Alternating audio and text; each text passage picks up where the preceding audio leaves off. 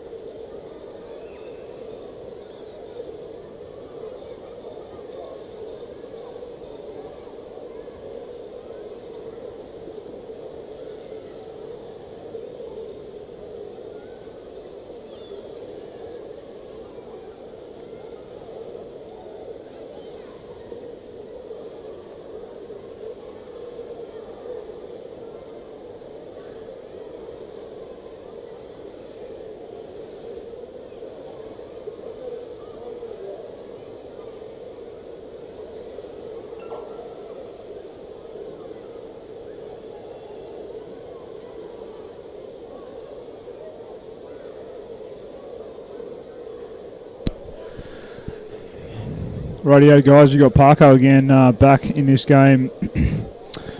Now, I believe it is the 12:50 game, so we got the under-23 French women versus the under-23 Canadian women. We're in the last few seconds until this game kicks off, and it's going to be an interesting one. I know that there's a lot of rivalry between these two countries traditionally. And the French women have actually never entered an under-23 team before. So it's going to be very interesting to see how they perform today. I know the Canadian underwater hockey has been basically very on the rise over the past few years. The quality has been great. So off they go. The first strike won by the French women. Just won that strike with a nice drive from the left over to the middle of the court. Straight up the middle. Big drive. The Canadians under a lot of pressure. Right on the corner of their tray. The refs have got their hands in the air already. The French are swimming back to their side of the court with a lot of confidence as Para, the head Colombian ref in this competition, signals a goal. I'm just trying to see which player actually scored that one. And that was number 9 for the French team. So Juliette. Yeah.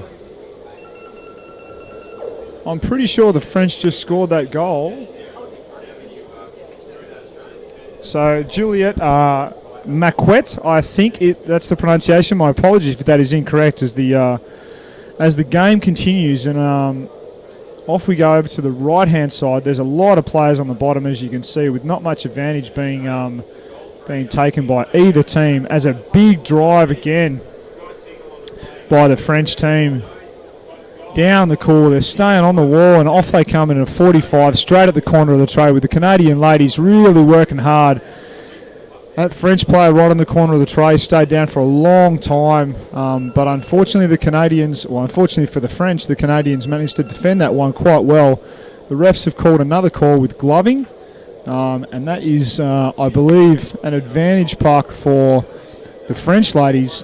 The Canadians are going to have to set up right in front of their defensive tray and see if they can defend this quality drive that the French team are about to undertake, as they drive it straight into the middle with an early flick into the pack of French ladies.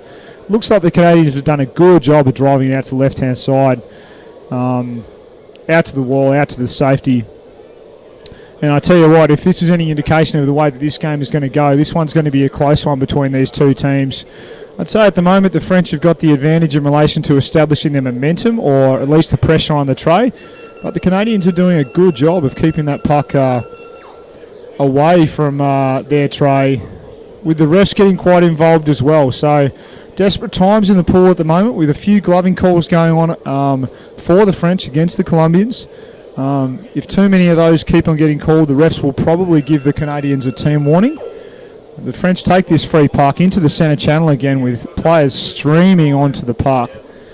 And the puck is gone in the tray this time. The refs are going to confer, pointing at each other. The hands go up, and that's a goal to the French, the second one for their for this game.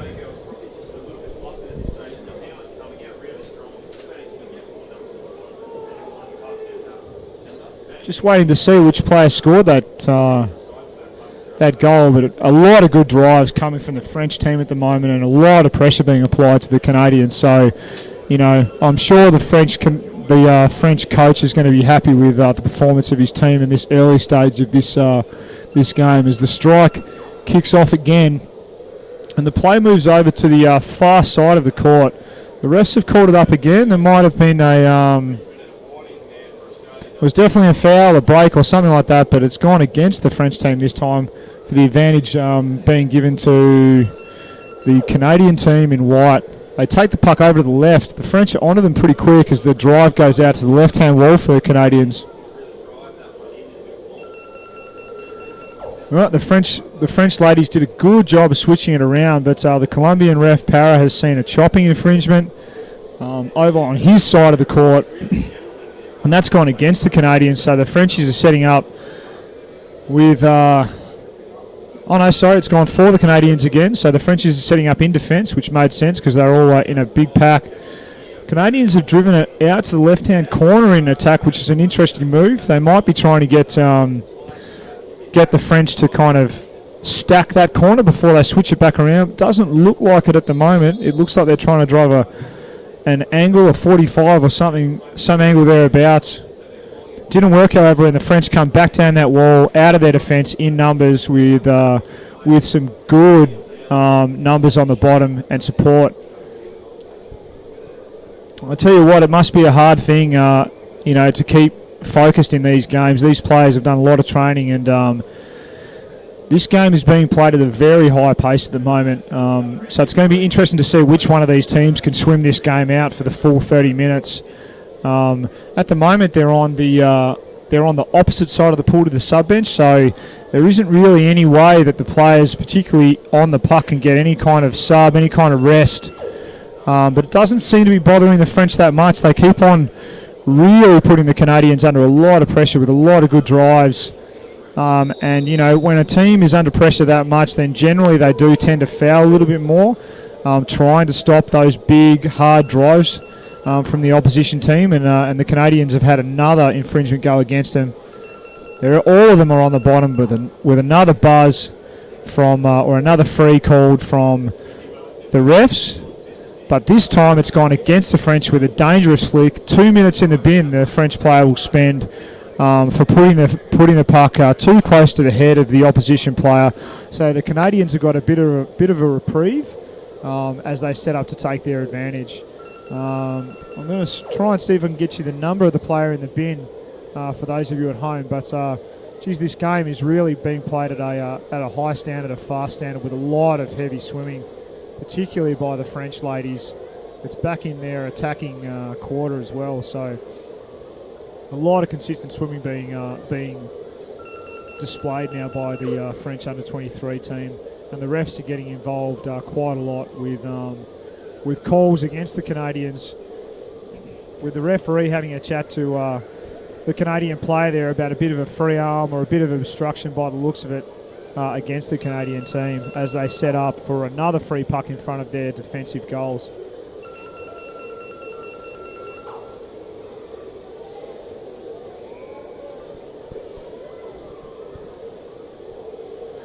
For those of you not from Tasmania or not from Australia, or those of you that have never been around Tasmania and Hobart before, it's an amazing place down here. It's been pretty fresh temperatures lately, so around about 2 degrees overnight, going up to about 11 or 12, but it's been some pretty clear skies and some really kind of fresh but great weather to get amongst the all the things that Hobart and Tasmania have to offer, whether or not it's down around the wharf area of Salamanca Market, in the city around Elizabeth Street Mall. There's plenty of cafes, plenty of restaurants, plenty of amazing things to go and have a look at. There's lots of museums, and if you do want to come and catch a game of underwater hockey, I'm sure that all of us down here would be very appreciative of taking your time out to come and see this amazing sport and come and support these competitors that have put basically the last year of their lives on hold to slug out the training in the pool, at the gym and in the games to get themselves fit for this competition. So, and these two teams, the Canadian and the French ladies, are definitely a testament to the amount of effort and hard work. For those of you that don't play underwater hockey, you can imagine just how hard it is to get fit enough to be able to play a game at top speed for 30 minutes whilst holding your breath. There's a lot of training that goes into it, a lot of VO2 max level, higher levels of VO2 max required to be able to compete at this level. And when you're at your red line, I can attest to the fact that you need to be able to keep your head about you, and the only way you can do that is if you've got an excellent level of fitness. And these two teams are doing some great efforts right now. There's a timeout. I'm not quite sure which team called that, but I'm sure the coaches from both teams are having a lot to say, because this game is a close game as the players that aren't in the starting six swim back to the sub bench there, as you can see. Some great facilities being put in place so the players can actually have an in-water sub bench delineated by the lane ropes and the floaty ropes you can see there. I'd also like to draw your attention to these amazing walls that the Tasmanian Underwater Hockey Association has managed to put together, and the Australian Underwater Hockey Association for this competition. They're see-through walls, so the camera can still see the play, but they're floaty with a hard bottom. And I can tell you what, for players, they're perfect. They're high enough to stop most flicks from going over them, low enough to not get in the way of any players as they compete up against that side. And with this amazing streaming service that the guys have managed to put together here for this competition, it's awesome to see that you guys back at home, as well as the spectators here who are watching the stream on big screen TVs in the stands, can just take full advantage and really get a fisheye view of all this sport has to offer at this competition.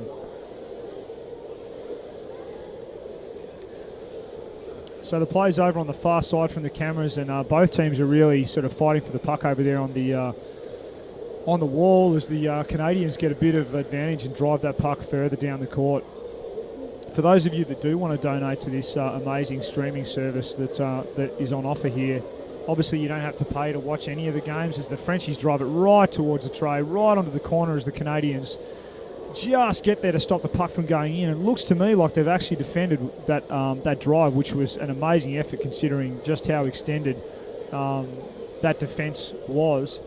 They just managed to get there in time to defend that push, and the puck is recycling there on the left-hand side corner of the defensive tray for the Canadians as the French ladies just work to try and get that puck in, and it just gets cleared again by the Canadian ladies. That left hand that she's got definitely helped. There's two left-hand Canadian ladies there defending that puck, and I tell you what, I think the refs have called a free, but what an amazing defensive display by the Canadian women's team, and hats off to the French team as well for just basically keeping their foot on the accelerator there and really pushing hard on the attacking tray. They actually got that free, so it's the French advantage. The Canadian women will set up again to defend this. In this situation, it's very important, particularly for the defensive team, to get all their numbers on the bottom in good bottom position. As you can see, the French ladies just pressing the tray with numbers. The puck has gone into the yellow section of the tray. The refs are conferring, and yes, that is a goal for the French. It's number 8, I believe, for the French team. So that was Clemence Mounier. Well done, Clemence, for a very well thought out attacking move by the French women. Yeah, for those of you more astute watching this game or know a bit more about hockey, you can see that you can see that it's very important for the defensive team to get their bodies on the bottom and get in the correct position. The moment you sacrifice bottom position and body position on the bottom, it allows that attacking team to dictate the play on the bottom, particularly if they stay down. The French, again, in numbers, driving straight down the middle of the court. They're not even caring to get away from those defensive players and the Canadians, and into the trade goes again. Unless the ref saw an infringement, that's going to be another goal for the French as they confer. And yes, that was number 2 for the French under-23 women. So Melina Maupin on a big drive with lots of support, and that's the kind of goal that coaches and teams want to see in hockey. When you're playing against the top teams, that's really the only way to guarantee that you've got a good chance of scoring a goal is in numbers. And, you know, in that particular play there, they just managed to turn the defence of the Argentinians, establish momentum, and then they basically just, you know, kept the speed up, kept the drive up, and kept players on the bottom. And it was an excellent display of just how to score a team goal in underwater hockey. Okay, so off we go again. A good swim out by both teams, and the play goes to the opposite side of the court from the cameras, and the right-hand side in the attacking half for the French ladies, and they're consistently keeping the puck in their attacking half. The Canadians are working well in defence, but they're essentially just defending a lot. They're not finding too many opportunities to attack at this stage.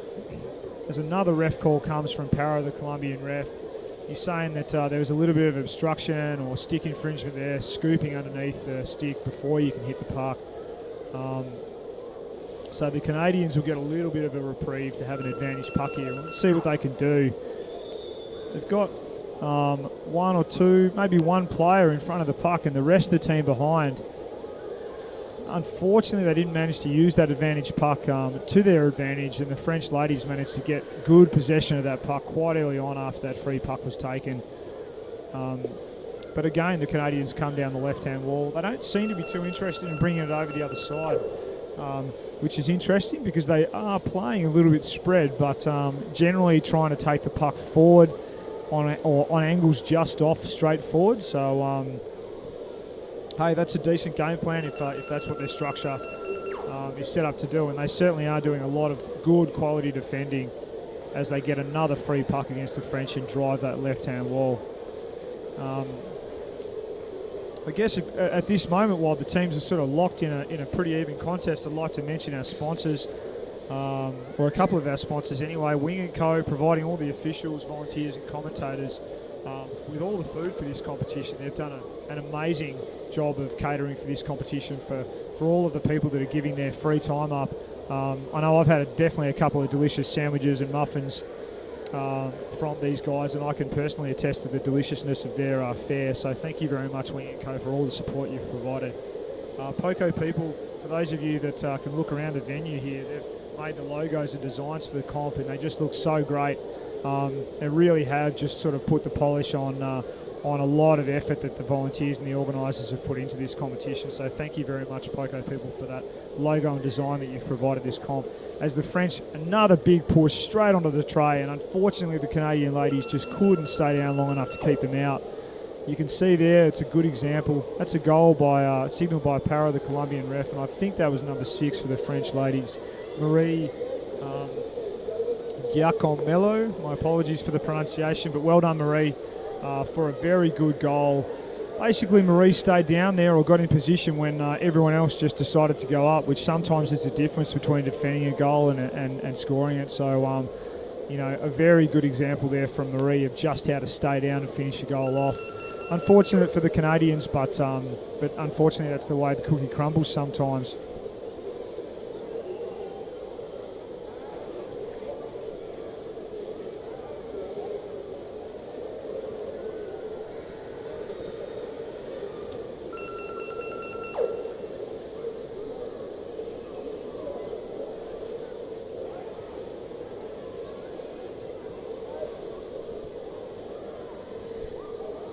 My apologies for the lack of commentary just there, guys. I was just trying to find out because our little score indicator on the live stream, as you would have imagined, has stopped working for us, but I can attest to the fact that it's actually 5-0 France against Canada. So So the French ladies are definitely starting to put on a show against the Canadians. It's still the first half, so you know there can't be much more time left.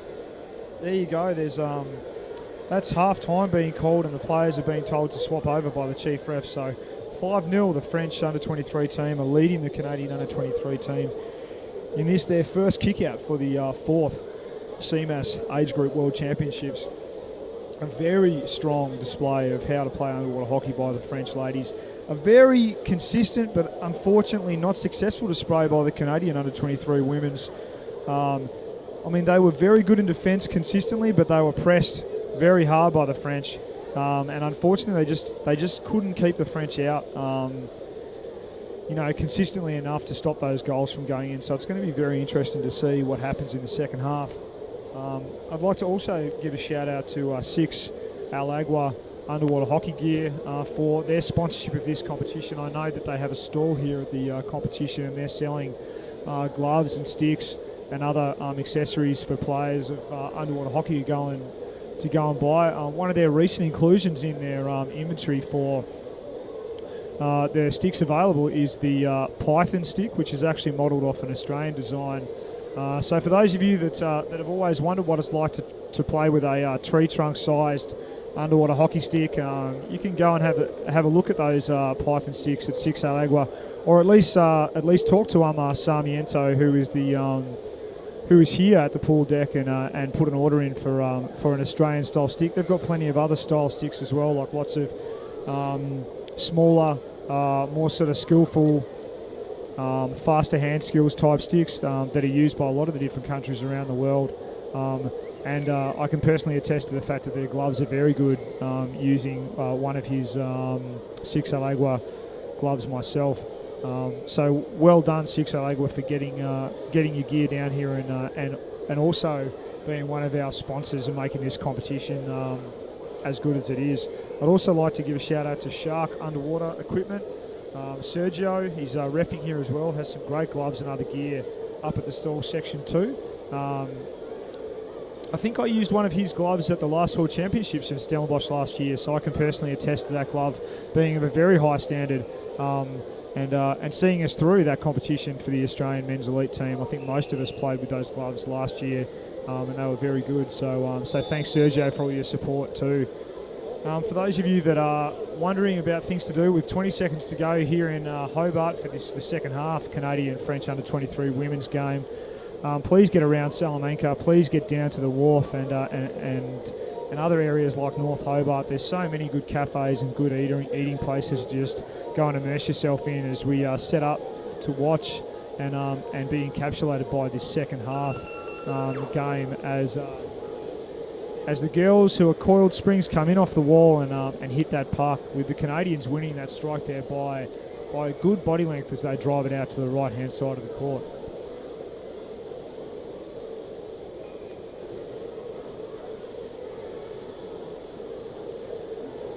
So the Canadians are driving the right-hand side of the court. I must admit, I am seeing a little bit more numbers on the bottom for the Canadians as they drive forward. It'd be really nice to see them continue to get these kind of numbers on the bottom as they go into the second 15 minutes of this second half. I think that was probably one of the things that the French team did better in the first half, was that they just had a numerical advantage on the bottom of the pool more consistently, which, you know, funny old thing, underwater hockey is played on the bottom of the pool, not on the surface. So the more numbers you can get down there more consistently, you know, generally the better off you are. The French have gained possession of the puck again, and they are driving down the centre of the court with a good defence by Canada to try and stop those drives. But you can see how one drive occurs, and then there's another French lady just there to pick that puck up and drive again on another good angle as they get closer and closer to the tray, right onto the corner as the Canadians desperately defend that down the back wall and out to the right. Well done, Canada, for that last-ditch defence. But I mean, personally, I could see that the French basically dictated the possession and set up some very good, consistent sort of off one drive into another drive, from one line in space to another line in space. Some good change of angles, some good triangles being swum, and and very hard to stop unless the whole team is switched on to getting in there and stopping those lines. You've got to have the players on the bottom, as you can see there. The French are really getting their bodies quite close to the bottom as the Canadians do a good effort in driving it back out to the right-hand corner for another nice defensive move. It's safe in that corner as long as you have players on the bottom, but as soon as you come up and you stop that rotation, as you can just see there, the French just basically took it off the corner and put it in the tray. Now, the refs have said no goal in that case, and luckily for Canada, it isn't a goal because of one of the French stick infringement. So they have had a bit of a break given to them by the refs there, and they will set up and try and establish some kind of advantage against this very strong French under-23 women's team. The Canadians are taking the puck over to the right-hand side again, which is fine as they get a nice break in play there. Unfortunately, that Canadian player just didn't seem to be able to find some clear space without being tagged by a French defender. As forwards or as players, we're always trying to look for that passage of play that leads us to getting a fast player away into space. I know, like with a couple of fast players that I've played with over the years, certainly wasn't me, but we're always looking to deliver the puck to those guys and try and sort of suck the opposition in to deliver a nice big flick out into space that those fast players can swim onto and really have a crack at scoring, say a goal, or at least eating up a lot of ground and stretching the opposition out as much as they can. The French driving the right-hand side in numbers as they recycle that puck, and a very nice recycle again with numbers on the bottom, and I'll be very surprised if this Canadian lady manages to defend this push by the French. The puck is recycling around. It's right on the right-hand corner of the tray for the French. And it looks like they have put it in. It's just going to depend on whether or not the refs have actually seen an infringement come out. The refs are conferring again, and yes, they are saying that that's a goal to the French, and that's going to be 6-0 now to the French under-23 women's team, with the Canadian ladies putting in a really good fight. But unfortunately, the Canadian ladies just haven't been able to keep those French ladies out of the tray, even though they've been defending.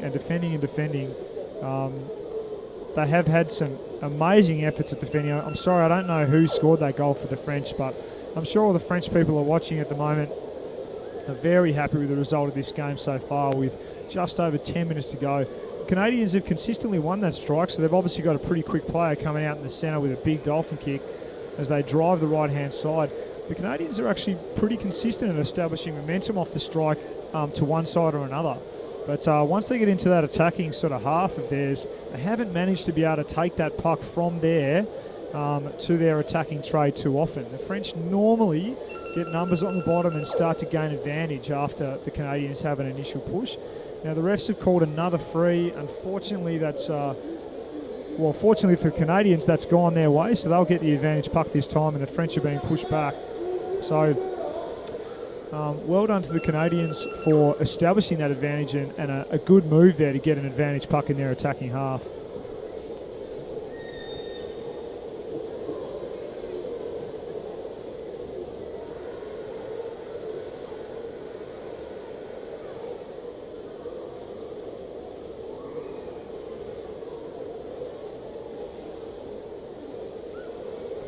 Another big drive from the French ladies there, and the puck has gone into the tray. The refs are conferring, and that's the 7th goal for the French team. Looks like that was number 10 that scored that goal, so that was Ocean Desses. So well done, Ocean, or Ocean, for a very good team goal, another very good drive by the French ladies in numbers on the bottom, streaming forward with that puck. The Canadians having a real hard time of stopping that momentum that the French ladies are managing to establish. As they kick off again, and that big dolphin kick, fast Canadian lady wins another strike and pushes that puck out to the right-hand side, with the French ladies pretty hot on that movement. They actually managed to shut down that sideways move and turn it into a bit of an attacking push in their advantage, at least initially. The refs have called another infringement. It looks like it's going against the French for gloving, so the Canadians have got another free puck. And they're obviously, sticking to their guns and sticking to their game plan. I still can't see much movement left and right of the court. They are tending to keep it on the side that the puck tends to go, which is fine. And another sort of hard-fought drive by the Canadians there, but unfortunately the French defender just managed to do some very smart defensive movement of the puck and managed to hold on to the puck long enough to keep the puck in clean possession until those the Canadian attackers went up, and then just get a good pass out to her right-hand wing for a big swim, which has led to this nice drive and a nice flick by the French, basically into an open tray. That's pretty much a good display of how to score a team goal, particularly off an attacking move by the Canadians. The Canadians had a bit of a drive. The French defended that drive nicely out to their right-hand side. Controlled the puck, didn't try and rush a forward movement. Got the puck to a forward in space. Managed to get that forward in space, swimming into a lot of space behind the first line of the Canadian team, and basically it was a roll-on from there with a nice pass to finish off the goals. Good support from the French ladies. So, hats off to another good display. There's been a timeout called now by the Canadian team. I think there's about 7 minutes to go in this second half. It's often hard to know what other teams' coaches are saying. There's usually some pretty standard stuff, especially when you're behind, that the coaches want to talk about, keeping the faith, staying positive, don't drop your heads, see the game out to the end. I'll be very surprised if the Canadian ladies can have what it takes to draw back 8 goals in less than 8 minutes. You always learn more from losing than you do from winning. I'm sure the French ladies will go out of this game with a lot of positives, because it always feels great to win, but that Canadian team, they've just got to see this game out and then take their lessons out of this game and just sort of prepare for the next, or for all of the games that they have in front of them. It's a long competition and plenty of things can change. It's amazing just how together teams can come. That was probably the first strike for a while that the Canadians haven't won, with a big swim by their fast forward from the French ladies, getting the advantage and having numbers on the bottom as they recycle that puck back onto another nice left-hand 45 across the structure of the Canadians, which was actually cut down in that case by a good steal by that left-hand Canadian lady that's just swung the puck all the way to the corner to make it safe. Held it in there for a sec just to give her team time to consolidate, and now they're trying to drive it out again. But the French ladies, they've managed to actually get in behind the defence. Very good drive onto the attacking tray. They're still all down. They're still trying to pepper that tray and get that puck in. It looks like it's dropped in. The refs are conferring again, and I think, they've called it a goal. So, Canadians did a good job of defending that puck initially, but again, the French ladies, as soon as those Canadians popped, the French ladies were just able to get numbers on the bottom around those last 2 defenders for the Canadian team, and basically just take the puck one way then the other, and essentially just get that puck in the tray with numbers on the bottom. So hats off to the French ladies for a very consistent display of numbers hockey in this game. Lots of free swimming and lots of very good angles being swum. Driving one way, curling, and then driving another way, getting hit, passing it back, and then basically repeating that method.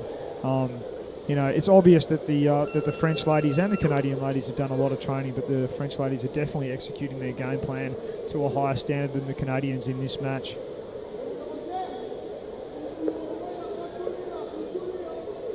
For those of you that are looking for a couple of good restaurants or cafes to suss out in Salamanca, if you like seafood, the Muir's restaurant down in Salamanca Wharf is a great place to go and check out. If you like cafes and good coffee, the Retro Cafe in Salamanca is really good.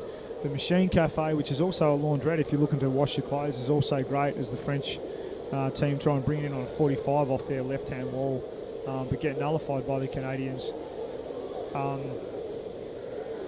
Generally, if you're looking for pubs and cafes, just get yourself down to Salamanca or somewhere in North Hobart, or jump on TripAdvisor and have a bit of a Google. I can personally attest to the quality. If you're looking for a drink of the more alcoholic nature, to go to Eddie's, ETTIES on Elizabeth Street. That's an excellent place to just go and hang out. A great sort of retro bar kind of feel. as the French bring it out of their left-hand attacking corner right onto the corner of the tray. The Canadians are coming in to try and defend, but you can see the body position of the Canadian defenders there was sort of head on the bottom, feet up in the air. It's very hard to defend in positions like that, and very lucky that that the refs managed to see a foul committed by the French, and the Canadians get a defensive advantage puck. Sorry, an advantage puck in their defensive quarter there. Choosing to take it out to the right-hand side now. Straight to the right-hand wall, under pressure by the French straight away though. So basically no forward ground managing to be made by the Canadians as they take that free puck, which isn't abnormal because usually it's pretty obvious unless you get very creative where a defensive team is going to take an advantage puck. And normally they would take it to one of the sides if it's a deep defence advantage puck, which in that case it was for Canada. The French ladies have actually, I think there might be some kind of timeout at the moment being called. Yeah, the teams are coming together in the pool. The coaches are in there, and it's pep talk time again, which is not surprising. I'm unsure which team called this. Probably the French. They've probably just decided that it's time to give their team a bit of a break. I mean, the French ladies would be feeling very comfortable now with not that much time to go in this second half. I think it's 3.5 minutes to go in this second half. The French are leading 9-0 in a very definitive display of superior hockey. At least from a team point of view, in being able to execute their game plan. The French have really been able to assert their dominance in the water on the bottom with the game plan that they've executed today. Unfortunately for Canadians, they've definitely fought it out hard, and they've sort of been with them the whole way. But I'm sure they're going to take this lesson that the French have delivered away and come back bigger and stronger for their second game. Okay, so the French are driving again on the tray, straight across the centre channel, right in front of goals with a big curl and a nice push to the left-hand side of the tray. The puck is in the tray. The refs are concurring, and it is another goal for the French. So now they've scored 10. It looks like it's going to be number 12 for the French under-23 women's, which is Nolwenn Bourdienne. So well done, Nolwenn, for a nice goal there. A good drive off the left-hand side on a 45 into the centre channel, right in front of goals. A nice curl, maintaining possession to Nolwenn, who was on the outside of that French lady who curled with the puck, and then they both basically just drove it in together, 2-on-1 against the last Canadian defender. As we kick off again for another strike, the Canadian fast Dolphin kicker there, winning the strike by a country mile, and the puck going out. Funny old thing though, often it doesn't really make much difference who wins the strike. It's which team has got the numbers on the bottom together, maintaining their structure together as the French go for a massive swim through that 45. Basically managed to get that puck right onto that last defender and just get in a good enough body position to swim it all the way into the tray with a little flick. And the French ladies are seriously starting to stream around this pool and really dictate where the puck is going to go and when. Unfortunately for the Canadian ladies, they just got a little bit out of position there, and the French ladies made them pay for it definitively. With a well-executed breakaway goal. Off we go again as we see another strike come out. The French ladies winning that one this time with a nice push over the right-hand side. You can see the difference there with the French team. They managed to get that puck out there, but which was great, and because the Canadian ladies were kind of disjointed in their structure off their strike, it allowed the right-hand side forward for the French team space to be able to swim into. So she executed that space well, swam into it hard, and basically put the Canadian team on the back foot, which is essentially why the puck is up in deep attack for the French at the moment. The Canadians doing a good job of taking it out over the other side now with a gutsy move to take it into the middle out of their defensive left-hand corner. Some good swims happening now for the Canadians. So even though it was a strong attack by the French 10 or 20 seconds ago, they've gone for a big swim now, and I really hope she makes it all the way to the tray. The French lady just managing to catch her in the last 2 metres and make her curl. And unfortunately, that big, amazing swim of that Canadian lady just did not turn into a goal. But let's see what the Canadians can do from the attacking right-hand corner as the refs pull up an infringement. So it looks like that infringement there is gloving against the French, and the Canadians will get an advantage puck. What an amazing swim by that Canadian lady. Basically a half-court swim, and she just got tagged right at the end of it. Unfortunately, she just didn't have the speed to get properly around that last defender for the French team, as the French are basically displaying a very good example of just how to defend with basically more numbers on the bottom for that attacking push than the Canadians had, especially around the puck. One of the disadvantages of the game plan of having a team all behind the puck, particularly if the player decides to flick the puck forward, is that, and that's full time, unfortunately, for the Canadians as they go down 11-0 to the French under-23 ladies with a very definitive display of superior hockey by the French under-23 ladies. As I said before, the best of luck, and I'm sure the Canadian under-23 ladies will take stock of this result and this defeat at the hands of the French and come back bigger and stronger for the next time. But well done to both teams for a really close fought game. I know the score doesn't really reflect a close game, and the French ladies definitely did dictate the game a lot more than the Canadians, but if you recall, the first 10 minutes of this game were quite a lot stronger than the last 20, quite a lot closer than the last 20. So, yeah, well done to both teams as they shake hands and head to their respective sides of the court. If you guys at home watching this stream want to donate to the stream donation fund, there's a link on the page. I think it's called a Fund Me link. So you'll notice that this stream is completely free, but we are trying to raise money to subsidise the amount of money that this competition has put into this great streaming service and videoing service that we're supplying at this competition. And if you do want to make a donation, then please jump onto that Fund Me link and drop some dollars in there to show your appreciation for the quality of this service and all the time that all us volunteers have given to making this competition what it is today. I know that hopefully we're going to go catch up with a couple of the players now on the pool side to just get their perspective of that game, and we'll hopefully be hearing from the poolside guys in just a second. So for now, that's it from me. Thanks a lot for listening.